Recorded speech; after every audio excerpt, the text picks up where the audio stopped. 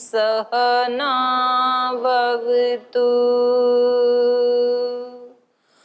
सहनौ भुनक्तु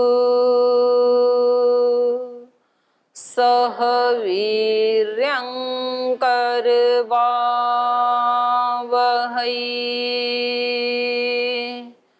तेजस्विनावधीतमस्तु मा विद्विषावहै।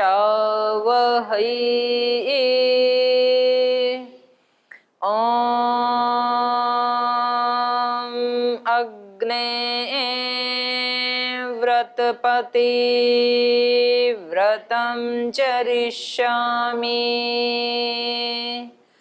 तच्छकीयं तन्मे राध्यताम् इदमहमनृतात् सत्यमुपैमि। ॐ शान्ति शान्ति शान्तिः।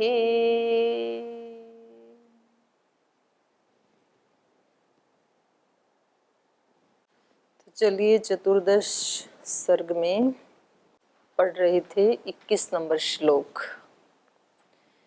तो जो अश्वमेध यज्ञ चल रहा है तो वहाँ बता रहे हैं अयोध्या नगरी में न अषडंगित अत्र आसीत, कोई भी ऐसा नहीं है जिसने वेद के जो 6 अंग हैं उनका अध्ययन ना किया हो। न अव्रत, कोई भी ऐसा नहीं है जो अहिंसा आदि व्रतों का पालन न करता हो। सब अहिंसा आदि, क्योंकि जिसने इतना ज्ञान अर्जित किया है तो फिर वो अगला स्टेप है उनका पालन करना, तो व्रतों का भी पालन करते हैं। न अबहुश्रुतः, और खास करके यहाँ यज्ञ का वर्णन हो रहा है तो यहाँ तो बुलाया ही उन्हीं लोगों को गया है जो पात्र हैं। तो यहाँ पर अबहुश्रुत कोई भी नहीं है, सभी क्या है? बहुश्रुत। बहुश्रुत मतलब बहुत सुना है गुरुजनों से जिन्होंने, क्योंकि जितना जितना सुनते हैं उतना उतना व्यक्ति के फिर संस्कार बनते जाते हैं। जो हम सुनते हैं वैसा ही फिर हमारे संस्कार बनते हैं, जैसे संस्कार बनते हैं वैसे ही फिर हम कर्म करते हैं। तो ये सुनना भी बहुत अपने आप में महत्वपूर्ण है। इसलिए जिनको अपना कल्याण चाहिए उनको अच्छी बातों के अलावा दूसरी बातें नहीं सुननी चाहिए। लोग तैयारी बैठे सुनाने के लिए, तो कभी तो वो हमें सुना देते हैं और कभी हम उनको सुना देते हैं, दोनों ही बातें होती हैं। तो इसलिए गीता में कहा अपैशुनम। पिशुनता क्या है? एक व्यक्ति सुनाता है निंदा, दूसरा सुनता है, तो उसमें दोनों ही लिप्त हैं। ऐसा नहीं है एक का, दोनों की हानि हो रही है। लेकिन वो रस बड़ा विचित्र है, जिसको एक बार आ जाए ना निंदा चुगली करने का, तो फिर उसको कोई रोक नहीं सकता है, दुनिया की कोई ताकत नहीं है। नहीं तो भगवान कृष्ण को क्यों कहना पड़ता? ये बड़ी कोरोना से भी बुरी फैली बीमारी है ये। हाँ, वर्ल्ड वाइज है ये, कोई एक दो की नहीं है। एक दो की बात शास्त्र नहीं कहता है, अपवाद को नहीं कहता है शास्त्र कभी भी। शास्त्र उसको कहता है जो थोक के भाव भरा पड़ा है। तो ये जो चुगली वाली बात है ये बहुत ज्यादा भरी पड़ी, इसलिए यहाँ भी कहा बहुश्रुत होना, दर्शन आदि में भी कहा बहुश्रुत होना, उपनिषद आदि में भी कहा श्रोत्रिय ब्रह्मनिष्ठ। क्योंकि व्यक्ति जैसी बात सुनता है वैसा ही फिर आगे बोलने के लिए प्रेरित हो जाता है। कोई हमें बताता है, बोले यहाँ ये सब जो आपके गुरु हैं, आचार्य हैं, सब बेकार हैं, मुझे पता है इनके बारे में, किसके क्या दोष हैं, किनके क्या है। जब ये सुना तो वो भी फिर ढूंढने में लग जाता है, हाँ क्या क्या दोष हैं इनके। फिर वो अगले दिन बताता है, हाँ बोले आप बता रहे थे बिल्कुल ठीक निकला, इनमें तो इतने सारे दोष भरे पड़े हैं। फिर वो कहता है कि हाँ पता लगा ना, तो क्या क्या किया आज इन्होंने? बोले आज इन्होंने ये किया यहाँ पे। फिर बोले हाँ इनके और में। तो वो एक ऐसी श्रृंखला चल जाती है कि जैसे ही वो दो व्यक्ति इकट्ठे होंगे चाहे वो फिजिकली इकट्ठे हों, चाहे वो फोन पे बात करें, और वो करते हैं, टाइम निकालते हैं उसके लिए स्पेशल। जैसे ही क्लास छूटी तुरंत फोन लगाया, जैसे ही यहाँ व्यायाम प्राणायाम खत्म हुआ तुरंत फोन लगाया, जैसे ही भोजन आदि खत्म हुआ तुरंत फोन लगाया। वो इंतजार ही करते रहते हैं। मतलब उनका खाना हजम होता नहीं है जब तक सारी इन्फॉर्मेशन ना दे दें या ना सुन लें। लेकिन समस्या ये है कि व्यक्ति जब बीज बो रहा होता है तो उसको नहीं पता चलता है, लेकिन जब उसके वृक्ष बन के लहराते हैं और फल मिलते हैं तो कहते हैं कि मेरे साथ ऐसा क्यों, तो तूने तो बीज बोई थी, तो और किसके साथ होगा, तेरे ही साथ होगा।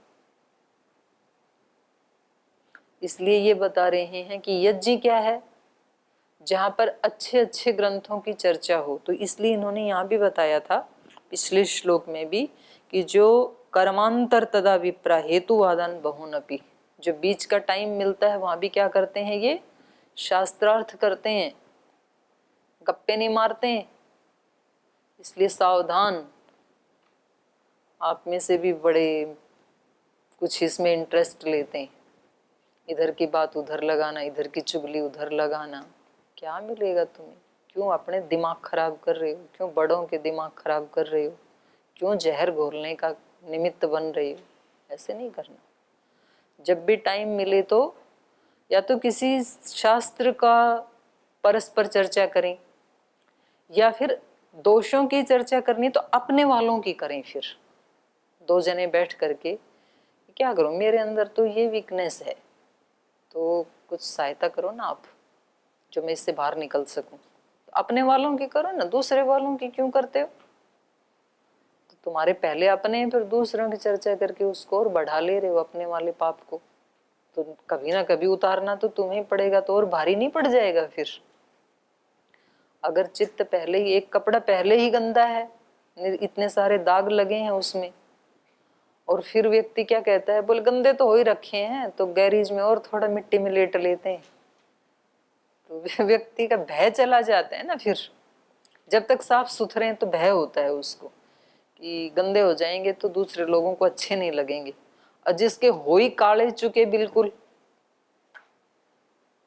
धोए हो गए वर्षों, उसको अब कोई डर नहीं है, भय नहीं है। और दो दाग लग जाएंगे, क्या फर्क पड़ता है, पहले ही गंदे पड़े हैं। तो ये हम सबकी स्थिति होती है, क्योंकि व्यक्ति का अज्ञान पहले ही इतना ज्यादा बढ़ा हुआ है। शास्त्र आदि कोई प्रभाव नहीं डालते हैं।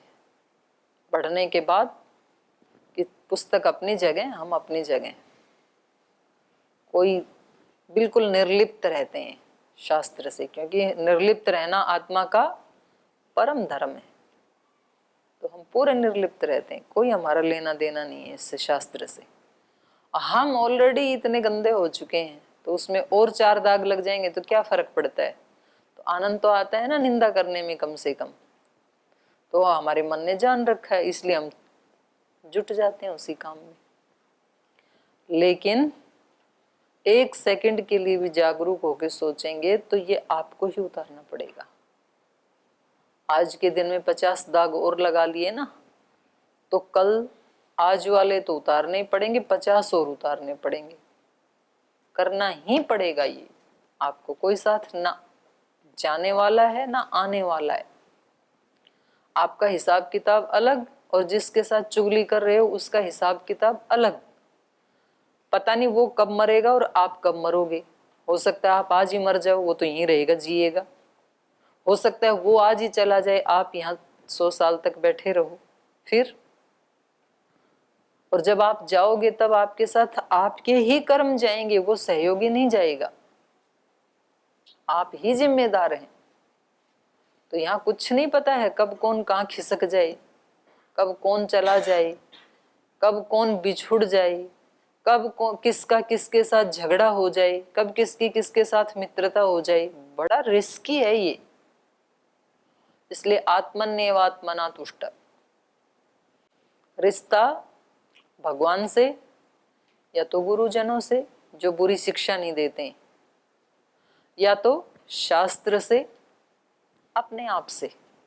तो आप सिक्योर हैं, इसलिए बोलते हैं 10 बुरे मित्र बनाने से एक भी मित्र ना हो तो अच्छा है। किसी पुस्तक को मित्र बना लो आप, वो अच्छा है। गंदे मित्र नहीं बनाने चाहिए, सत्यानाश कर देंगे। कोई भी नहीं है तो एक पेड़ को मित्र बना लो आप। आपको कुछ बोलना ही तो होता है मित्र के सामने, तो आप उसके, इसलिए हमारे यहाँ कोई तुलसी की पूजा करते थे, कोई पीपल की पूजा करते थे, तो उसको अपना बता देते हैं। मूर्ति पूजा भी ऐसे ही चली, उनको लगा नहीं कि कोई किसी को हम अपना सुख दुख बता सकें, किसी पे विश्वास नहीं है, किसी को हमें ये नहीं लगता है कि इसके पास इतनी शक्ति है जो हमारे दोषों को सुन सके, तो फिर वो जाके भगवान जी को बताते हैं। मूर्ति को ही भगवान जी बोल के उसको बताते हैं और फिर उनको तृप्ति सी हो जाती है, संतुष्टि सी हो जाती है मंदिर जाने वालों को। तो एक्चुअली संतुष्टि मूर्ति ने नहीं दी, इसके अंदर जो कचरा भरा था वो निकाल दिया, तो थोड़ा हल्का फील करता है अपने आप को। निंदा भी व्यक्ति क्यों करता है? कचरा भरा था अंदर, इधर उधर से ढूंढा, सुना, देखा, वैसा विचार किया, अब इसको उसके सामने उगल देता है, निकाल देता है, तो फिर रिलैक्स फील करता है। जैसे अगड़म बगड़म खा लेते हैं ना, फिर वो अंदर उथल पुथल करता है, फिर पानी पी के उसको निकाल देते हैं, कुंजन क्रिया करते हैं, तो थोड़ा रिलैक्स लगता है। तो ये रिलैक्स करना उस व्यक्ति के सामने बहुत खतरनाक हो जाता है जो खुद ही बेचारा दोषों से ही युक्त है। तो फिर अब ये जो कनेक्शन है ये उधर वाला भी आ जाएगा। जैसे 2 होज का पानी मिलाया तो एक में तो पहले ही बहुत गंदा था, एक में थोड़ा सा कम गंदा था, तो जैसे ही कनेक्शन हुआ तब दोनों का बराबर ही हो जाएगा। फिर इस वाले उसमें जाके ऐड हो जाएंगे, उस वाले और इसमें आके मिल जाएंगे। तो इसलिए ये शास्त्र हमें बार बार उन्हीं शब्दों की तरफ ध्यान दिलाते हैं जिनमें हम रोजाना बहुत ज्यादा फंसते रहते हैं और हमें पता नहीं चलता है। तो इसलिए इन्होंने क्या कहा, बहुश्रुत, खूब सुनते रहो अच्छी अच्छी चीजों को। व्यक्ति अच्छी चीजें तो सुनता है आधा घंटा मुश्किल से, बुरी चीजें सुनता है 12 घंटे, तो ज्यादा कौन से होंगे फिर? 12 घंटे वाला ज्यादा होगा। 12 घंटा तो अच्छी सुनो, और बिल्कुल ही कोई ऐसा उपाय ना हो कि भाई कोई जबरदस्ती डाल रहे हैं, तो वो आधा घंटा हो तो चलेगा। फिर तो उसको साफ करो फिर अपने उपासना आदि में, ध्यान आदि में।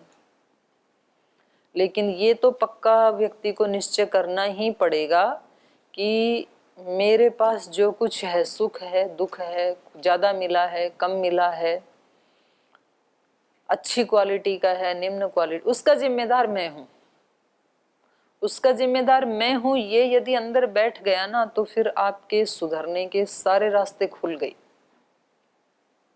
कितना भी बड़ा पाप क्यों ना हो, कितने भी बड़े दोष क्यों ना हो, कितनी भी स्वभाव में कमियां क्यों ना हो, अगर ये एक बार तय हो गया कि इनका जिम्मेदार मैं हूं, तो आपके सारे दरवाजे खुल गए। कोई ऐसा बड़ा पाप मनुष्य नहीं कर सकता है जिसको भगवान ठीक ना कर सकें, क्योंकि वो अनंत शक्ति वाले। लेकिन यदि आपने ये कहा कि हमारी इस स्थिति के कारण तो ये हैं, तो आपने दरवाजे बंद कर लिए। 100 जन्मों में भी फिर आपका दुख दूर हो सकता नहीं है फिर।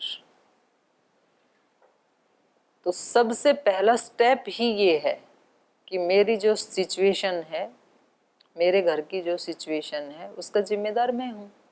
मैं हूँ तो कहाँ कहाँ मैं ठीक कर सकता हूँ। कुछ तो मैं ठीक कर सकता हूँ पता लगने के बाद, कुछ ठीक नहीं कर सकता हूँ क्योंकि इतना बढ़ गया रोग। खांसी जुकाम हुई तो मैं ठीक कर सकता हूँ, एक दिन उपवास कर लो, गर्म पानी पी लो, उपवास, खाना खाना छोड़ दो। कोई आपके पास आयुर्वेद की जड़ी बूटी औषधि, गिलोय, तुलसी आप पी सकते हैं, तो एक सीमा तक तो आप ठीक कर सकते हैं। लेकिन यदि आपको हो गया 4th स्टेज का कैंसर, अब आप ठीक नहीं कर सकते। आपको मालूम है हो गया, आपको ये भी मालूम है मेरी लापरवाही से हुआ, लेकिन अब आप ठीक नहीं कर सकते। अब आपको किसी स्पेशलिस्ट के पास ही जाना पड़ेगा। तो कुछ दोष ऐसे हैं जिनको हम ठीक कर सकते हैं कि ये मेरे जीवन में सुबह से शाम तक ठीक नहीं चल रहा है और इसको मेरे को प्रयास पूर्वक ठीक करना है। कुछ ऐसे हैं जो हम ठीक नहीं कर सकते हैं, उसके लिए भगवान से प्रार्थना करनी पड़ती है। फिर भगवान जी ये दोष तो बड़ा खतरनाक है, नहीं हटा पा रहा हूँ मैं, नहीं हटा पा रही हूँ, तो आप ही कृपा करो। तो इस प्रकार सच्चाई से जब व्यक्ति हटाना चाहता है तो भगवान हेल्प करते हैं, फिर तो शक्ति दे देते हैं हमें। और वहाँ से हमें ये भी प्रेरणा दी जाती है कि तुम अब ऐसे करो, तुम ऐसे सोचो, क्योंकि विचार से सारे दुख खड़े करते हैं। तो भगवान हमें एक डायरेक्शन देते हैं कि तुम ऐसे सोचा करो, तुम ऐसा भाव रखा करो, तुम काम को इस तरीके से किया करो, तो तुम ठीक हो जाओगे। तो ये बहुत एक एक शब्द हैं, यदि हम इनके ऊपर थोड़ा चिंतन करने लगें तो फिर ये इतने अपने आप में उसको समेटे होते हैं समाधानों को, कि हम कितने घंटे उसके ऊपर चिंतन मनन कर सकते हैं। और जल्दी जल्दी पढ़ें तो फिर फटाफट भी पढ़ सकते हैं। तो ये बहुत अच्छा शब्द है। यज्ञ वहाँ हो रहा है, इतना बड़ा यज्ञ हो रहा है, इतने महान महान लोग आए हुए हैं, तो उनमें कोई भी व्यक्ति ऐसा नहीं है जो बहुश्रुत ना हो। तो बार बार अच्छी चीजों को सुने, बार बार पढ़ें, बार बार लिखें। आपके मन में जब जब अच्छा विचार आए ना कोई, हमेशा डायरी में लिख लो, कभी चूकना मत, क्योंकि उसका डबल संस्कार बन जाता है। आप कहोगे मेरा ही तो विचार है, तो डायरी में क्या लिखना है, जरूर लिखना, क्योंकि मन में जो विचार उठा वो सिंगल संस्कार है, आपने लिख डाला तो डबल संस्कार बन गया। तो महाराज जी को देखते हैं ना आप, उनके मन में जो विचार आते जाते हैं वही मंच पे लिख डालते हैं, फिर वो तो उसका डबल संस्कार बनता है। और आगे कहा, सदस्य तस्य वै राज्यो न अवाद कुशलः द्विजः। और यहाँ कोई भी ऐसा सदस्य नहीं है, तस्य राज्य है, उस राजा की जो टीम है उसमें कोई ऐसा सदस्य नहीं है जो अवाद कुशल न, जो संवाद करने में कुशल ना हो। माने शास्त्रार्थ करने में भी सब के सब कुशल हैं। शास्त्रार्थ तो वही कर पाएंगे ना जो बहुत सुना है, जिन्होंने, जो बहुश्रुत होगा। जिसके पास अपना कुछ भी नहीं है तो वो तो शास्त्रार्थ नहीं कर पाएगा। तो ऐसा अकुशल द्विज वहां पर कोई भी नहीं है, सब के सब क्या है, कुशल द्विज। तो ऐसे ऐसे व्यक्तियों का तो चिंतन व्यक्ति को सुख देता है। देखो हम, हमारी जो मूल आत्मा है ना, वो उसका ऐसा स्वरूप है कि उसको अल्प अच्छा नहीं लगता है। यो वही भूमा तत्सुखम, वो भूमा का ही पुजारी है, क्योंकि उसका स्वरूप वैसा ही। इसलिए आपने देखा होगा कोई भी व्यक्ति अपने आप को बुरा नहीं मानता है। चोर भी अपने आप को बुरा नहीं मानता है। उसको कोई कहे कि आप तो चोर हो, ये तो बहुत, चोरी को तो बुरा मानता है वो। चोर नहीं चाहता है कि उसके बच्चे भी आगे उसी का पेशा अपनाएं। चोर चाहता है उसके बच्चे तो अच्छे से पढ़ाई करें, अच्छी सर्विस करें, एक प्रतिष्ठित नाम कमाएं। चोरी को तो अच्छा नहीं मानता है वो, लेकिन अपने आप को चोर कहलाना उसको अच्छा नहीं लगता। वो भी नहीं चाहता कि लोग मुझे चोर चोर कहा करें। पर उससे कोई पूछे कि भाई आपको क्यों ना कहें, आप तो हो ही चोर, बोले नहीं ये तो मैंने इस आपद धर्म के कारण मुझे ये करना पड़ा, वास्तव में मैं चोर नहीं हूं। झूठे व्यक्ति को कोई बोले झूठा, बोले नहीं मैं झूठा नहीं हूं। तो फिर आपने क्यों बोली थी, बोली ये तो मेरे को इसलिए बोलनी पड़ी। तो इसका अभिप्राय क्या है कि जो जो मूल स्वरूप है ना आत्मा का, वो विशुद्ध है, इसलिए उसको कोई भी अशुद्धि स्वीकार नहीं है, चोरी जारी झूठ, क्योंकि उसका अपना अंदर का जो मूल स्वरूप, इसलिए वो गलत काम करके भी हेतु देता है। बुरा कहलाना उसको अच्छा नहीं लगता है, क्योंकि उसका अपना जो निज स्वरूप है वो कहीं ना कहीं से नीचे से वो बाहर आना चाहता है। वो कहता है मैं तो ठीक हूं। और फिर यदि उसको और ज्यादा समझ में आ जाए कि जब मैं ठीक हूं तो फिर मैं ये क्यों करूं, तो फिर वो उसको हटाने का प्रयास भी शुरू कर देता है। प्रयास करने वाला तो आगे पहुंचता भी जरूर है। तो कितने ही ऋषि हुए, आज भी हैं, हमारी आंखों के सामने ही है, आगे भी होते रहेंगे। चॉइस हमारी है, हमें क्या चाहिए। उनकी तरह होना है तो फिर एक कदम बढ़ाओ, बहुत है। एक कदम भी आगे बढ़ेंगे तो एक कदम तो कम हो गया ना यात्रा का। इसलिए अपने जो श्रद्धेय स्वामी प्रेम विवेकानंद जी जब वहां गए थे तो एक बात कह रहे थे कि आध्यात्मिक व्यक्ति के लिए असफलता नाम की कोई चीज नहीं है, क्योंकि वो 2 कदम आगे चल के भी मान लो उसको सिद्धि नहीं मिली तो 2 कदम तो उसकी यात्रा कम हो गई कम से कम आध्यात्मिक मार्ग में। तो खोया क्या? खोया तो कुछ भी नहीं, कुछ ना कुछ पाया ही है ना। 2 कदम की यात्रा तो पाई कम से कम। तो यहाँ असफल जैसी कोई चीज नहीं है साधक के लिए। लेकिन और थोड़ा जागरूकता से करे तो उसको उससे भी कई ज्यादा गुणा खुशियां मिल सकती हैं, उससे भी कई गुणा ज्यादा संतुष्टि मिल सकती है। लेकिन ये होगा हमारे ही माध्यम से, दूसरे के माध्यम से नहीं हो सकता है। तो हम कोई भी उपाय अपनाएं, हम इस तरह के संवाद करें, क्योंकि ये सब हमारे शास्त्र वो ही हमें शिक्षा दे रहे हैं। उपनिषदों में जैसे 4-5 ऋषि मिलकर के परस्पर संवाद करते हैं किसी टॉपिक को लेकर के, और बहुत अच्छा लगता है। तब आपने अपने जीवन में देखा, एक तो आप दूसरों की निंदा चुगली करते हैं तो वो सारा अनुभव है ही। तो उस दिन वो चुगली करने के बाद आपका चित्त कैसा था? प्रसन्न प्रशांत था या बुरा ही लगा? वो अनुभूति है। फिर एक दिन किसी दिन भगवान के ऊपर, सृष्टि के ऊपर, सृष्टिकर्ता के ऊपर, सेवा के ऊपर, उपकार के ऊपर चर्चा करके देखना। चर्चा की है केवल, किया नहीं अभी। फिर अपने चित्त की स्थिति देखना कि कैसा लगा। तो ये वाली चर्चा करके चित्त को अच्छा लगता है, वो वाली चर्चा करके चित्त को अच्छा नहीं लगता है, क्योंकि हमारा स्वरूप ही क्या है?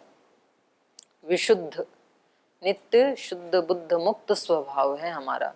तो ये नहीं है हमारे लिए। तो ऐसे अपने ही अनुभवों से सीख सीख करके एक एक कदम भी व्यक्ति आगे बढ़ाए तो फिर वो बहुत प्रसन्नता का जीवन जीने वाले हैं ही ना। हमारे सामने ही तो हैं, हमारे गुरुजन तो हैं। इसी दुनिया में रहते हुए, इसी इन्वायरमेंट में रहते हुए और हमारे से ज्यादा जिम्मेदारियां निभाते हुए वो कैसे खुश रह सकते हैं? क्योंकि वो निर्लिप्त रहते हैं ना कर्तव्य करके। तो चाहे हम यज्ञ का सहारा लें, चाहे हम संवाद का सहारा लें, जप का सहारा लें, ध्यान का लें, उपासना का लें, कोई भी आलम्बन व्यक्ति ले सकता है, अच्छा आलम्बन। तो यहाँ पर इन्होंने यज्ञ का सहारा लेकर के, आलम्बन बना करके, और उस यज्ञ में भी यज्ञ के अतिरिक्त समय है उसमें संवाद को सहारा बना करके और ये वहाँ संवाद करते हैं। तो उस यज्ञशाला में कोई भी ऐसा व्यक्ति नहीं है कि जो संवाद करने में अकुशल हो। प्राप्ते योपोच्छ्रये तस्मिन् षड्बैल्वाखादिरास्तथा तावन्तो बिल्वः सहितः पर्णिनश्च तथा परे। कह रहे प्राप्ते यूपः, यूप उच्छ्रये तस्मिन्, तस्मिन् उस यज्ञ में, यूप उच्छ्रये प्राप्ते, यूप गाड़ने का जब टाइम आया, एक वहां पर वो गाड़ा जाता है लकड़ी का और उसको ब्रह्म का प्रतीक मानते हैं, एक प्रक्रिया है कर्मकांड की। तो तस्मिन् उस यज्ञ में यूपोच्छ्रये प्राप्ते, यूप खड़ा करने का जब समय प्राप्त हुआ तो षड बैल्वाह खादिरास तथा 6 स्तंभ बिल्व वृक्ष के गाड़े गए और 6 खादिरा, खदिर जिसमें वो छोटा वो लगता है ना टींट, खैर, खैर वृक्ष, उसके गाड़े गए। तो वहां लकड़ियों का भी विधान है, कौन सी लकड़ी के गाड़ने चाहिए। तावंतो बिल्व सहिता पर्णिनश्च, और कह रहे हैं जितने बिल्व और खदिर के गाड़े उतने ही पर्णिनश्च, उतने ही पलाश के भी गाड़े। पर्णी मतलब पलाश। तो 6 6 6 कितने हो गए? 18, 18 यूप गाड़े गए वहां पर। श्लेष मातकमयोः दिष्टो देवदारुमयस्तथा द्वौ एव तत्र विहितौ बाहुव्यस्त परिग्रहौ। और श्लेष मातकमय, श्लेष मातक मतलब बहेड़ा, एक उसमें था बहेड़ा वृक्ष का। श्लेष मातकमय दिष्टः देवदारुमयस्तथा, और दूसरा देवदारू का बनाया हुआ यूप। द्वौ एव तत्र विहितौ, ऐसा ही विधान है। दो यूप गाड़े जाएंगे, एक देवदारू का, एक बहेड़े का, और ऊपर 18 खदिर, पलाश और बिल्व, तो 20 गाड़ दिए ना। तो करें कि द्वौ एव तत्र विहितौ बाहु व्यस्त परिग्रहौ, बाहु को फैलाएं तो इतने स्थान की दूरी के ऊपर, व्यस्त माने फैलाना, तो भुजाओं को फैलाएं इतनी दूरी के ऊपर, उन दो को गाड़ दिया गया। कारिताः सर्वे एव एते शास्त्रज्ञै यज्ञ कोविदैहि, तो ये सारा काम जो शास्त्रज्ञ हैं, शास्त्रों का ज्ञान है जिनको, उनके द्वारा किया गया। यज्ञ कोविदैहि, जो यज्ञ के बारे में बहुत बड़ी जानकारी रखते हैं, उन लोगों के द्वारा ये किया गया, विद्वानों के द्वारा।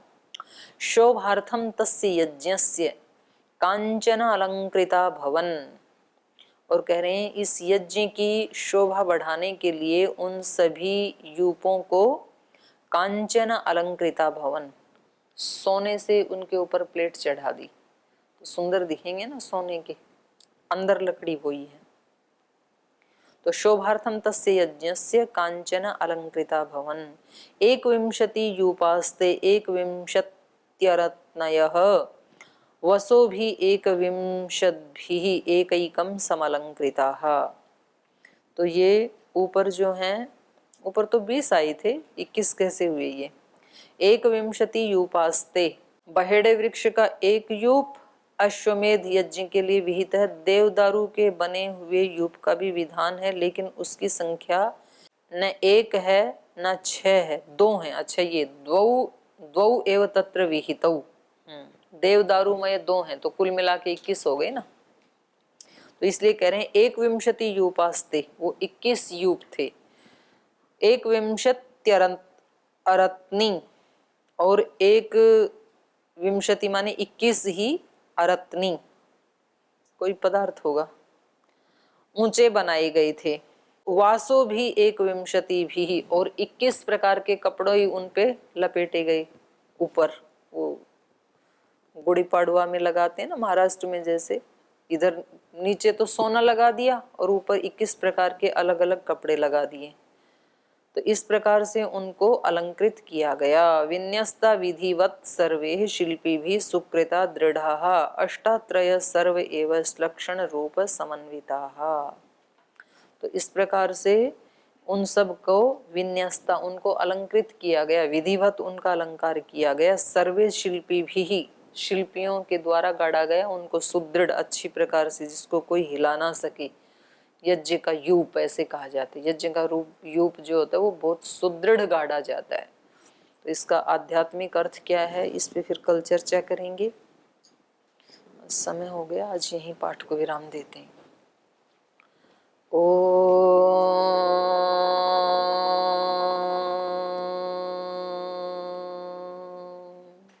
शांति शांति शांति। श्री गुरुभ्यो नमः।